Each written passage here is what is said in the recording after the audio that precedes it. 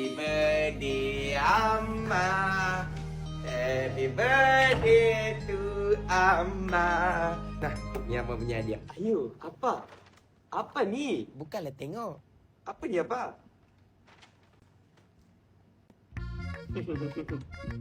Malulah Amma.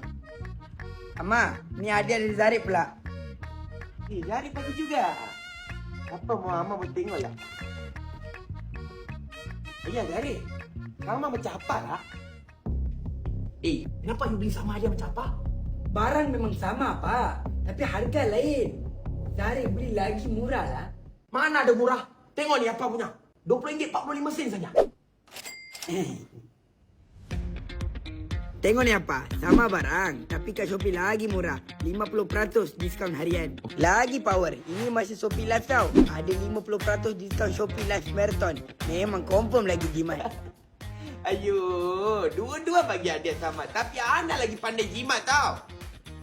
Nampaknya apa pun lepas ni kena beli dekat Shopee lah.